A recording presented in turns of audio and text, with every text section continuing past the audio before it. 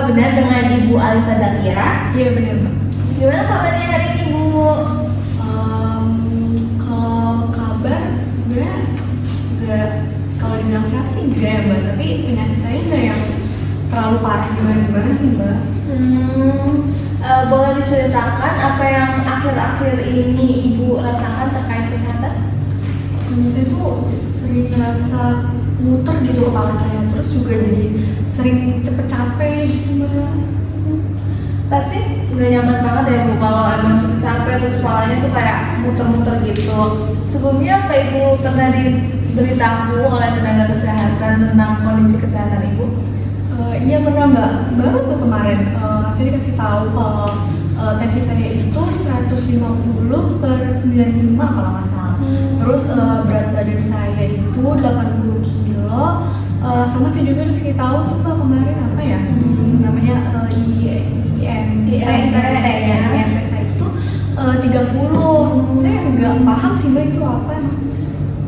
Oke, baik. Terima kasih Ibu telah menjelaskan. Itu sangat membantu saya dalam memahami kondisi Ibu saat ini. Kalau boleh tahu, sehari-hari Ibu pola makannya seperti apa Bu? Kalau pagi biasanya saya makan lontong sayur pakai gorengan. Terus siangnya saya makan ikan asin pakai tahu tempe goreng sama pakai sambal juga. Kalau sore saya sering ngemil tuh Bang, yang pisang goreng. Sama kalau malam saya masak mie aja sih Mbak yang gampang. Sama setelah makan itu saya suka banget minum teh manis. Oke, terkait alasan pemilihan makanan seperti itu, kira-kira apa dari Ibu? Apakah karena Ibu suka atau karena terjangkau atau seperti apa? Iya Mbak, saya suka, terus juga praktis sama murah juga kan ya Mbak ya, gampang didapat gitu dan dibuat juga gampang. Kalau untuk konsumsi sayur dan buah, apakah sering? Aduh Mbak, kalau sayur itu jarang banget sih Mbak, apalagi buah tuh kan mahal ya Mbak, saya nggak sanggup gitu kalau harus makan tiap hari. Iya, saya paham banget kok Bu. Karena emang banyak banget orang yang merasakan hal yang sama seperti yang Ibu rasakan. Kita nanti bakal cari cara supaya bakal tetap sehat, tapi juga biayanya nggak terlalu tinggi ya Bu. Kalau untuk terkait aktivitas fisik sehari-hari itu biasanya Ibu seperti apa Bu? Saya sehari-hari jarang gerak sih Mbak, paling nyapu ngepel aja sih, karena kan capek-capek ya, terus sakit kaki juga. Seperti itu. Baik, terima kasih jawabannya. Dari yang Ibu ceritakan tadi, Ibu bercerita bahwa IMT-nya itu sudah sampai di angka 30 ya Bu. Itu telah termasuk kategori obesitas. Dan tekanan darah Ibu tadi juga di 150/95 ya Bu. Ini termasuk di hipertensi atau tekanan darah tinggi.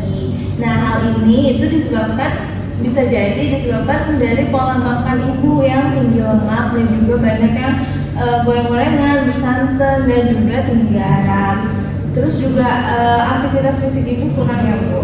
Saya juga punya ilustrasi yang kemungkinan bisa membantu Ibu dalam memahami kondisi Ibu saat ini. Jadi di sini dijelaskan terkait hipertensi dan juga obesitas. Kalau hipertensi itu apabila tekanan darahnya udah di atas 150/90. Untuk obesitas itu apabila IMT-nya telah di atas 27. Nah, untuk Ibu sendiri tadi kan tensinya sudah di atas 150/95 ya Bu. Jadi di sini ada cut off-nya. Untuk 150/95 itu telah masuk kategori hipertensi. Untuk EMT Ibu juga sudah di atas 30 ya. Berarti telah masuk kategori obesitas. Nah, kenapa sih hipertensi dan obesitas ini dapat terjadi? Itu kemungkinan bisa terjadi karena makanan yang tinggi lemak, garam, kurang aktivitas fisik, makan yang berlebihan, terus juga stres dan juga kurang tidur. Untuk pencegahannya agar hipertensi itu tidak berlanjut, itu bisa dengan pola makan, kurangi garam, batasi gorengan dan makanan bersantan, perbanyak sayuran dan buah, lalu bisa milih protein yang rendah lemak seperti itu Bu. Harus batasi gorengan dan santan ya Mbak. Aduh kayaknya kalau itu saya nggak bisa deh Mbak. Kayak kurang gitu Mbak kalau makan nggak pakai santan gitu, kayak hambar. Kayak susah sih Mbak kalau buat saya. Nggak apa-apa kok Bu, jadi nggak harus langsung masaknya langsung nggak ada rasa gitu, nggak perlu langsung begitu, bisa dikurangi sedikit demi sedikit aja.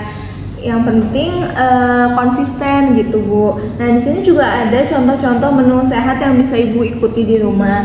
Seperti contohnya yang pertama ada nasi, terus bisa dibarengi sama pepes ikan kembung dan juga sayurannya. Lalu di sini juga ada buah-buahnya, contohnya pisang.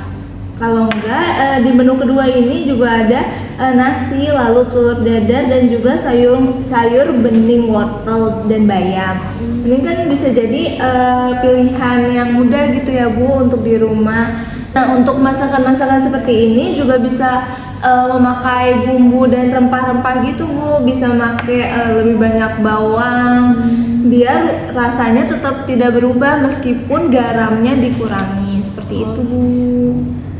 Oh gitu ya Mbak.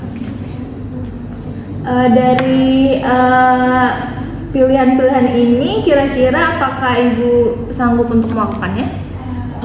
Kayaknya bisa sih Mbak. Mungkin pakai menu yang pertama juga kayaknya saya bisa sih.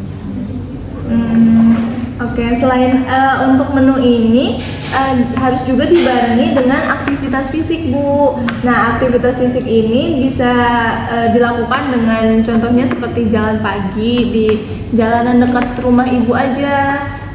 Waktunya kurang lebih 30 menit per hari, seperti itu Bu. 30 menit ya Mbak? Kayaknya kelamaan deh buat saya Mbak, karena kaki saya sakit kan kalau jalan lama gitu. Itu kalau misalkan jadi 10 menit gitu bisa nggak ya Mbak? Bisa Bu, 10 menit aja udah termasuk langkah yang sangat bagus untuk mengubah kebiasaan dan pola hidup Ibu. Yang penting dilakukan konsisten aja ya Bu. Tapi selain jalan pagi juga jangan lupa untuk tidur yang cukup dan manajemen tingkat stresnya ya Bu, jangan terlalu stres. Oh iya Mbak, baik. Nah untuk terkait ini apakah ada yang ingin Ibu tanyakan? Kayaknya cukup sih Mbak, saya nggak ada yang saya bingungin juga. Oh Mbak Ibu, terkait penjelasan tadi bisa Ibu jelaskan ulang apa yang dapat Ibu simpulkan? Jadi tadi saya tuh harus kurangin santan, nggak sama garam gitu ya. Terus mulai makan menu-menu sehat yang direbus atau dikukus gitu.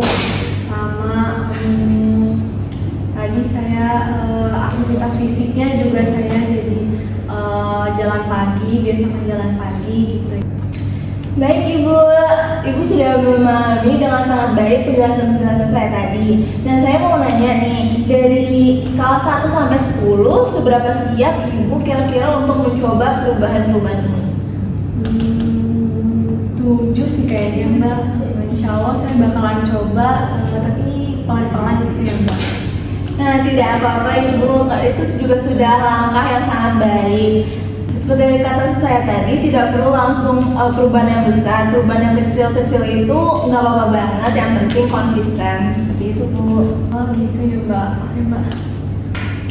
Nah untuk melihat sejauh mana perkembangan perubahan Ibu untuk kondisi kesehatan Ibu, nanti kita bakal ada kontrol lagi ya Bu dalam 2 minggu ke depan. Nah di waktu dan jam yang sama, apakah Ibu bersedia? Boleh Mbak, saya bersedia. Oke, baik. Jika sudah tidak ada yang ditanyakan lagi, maka sampai jumpa 2 minggu setelah hari ini ya Bu. Oke Mbak, terima kasih juga ya, Mbak. Saya pamit ya Mbak, terima kasih Iya. banyak.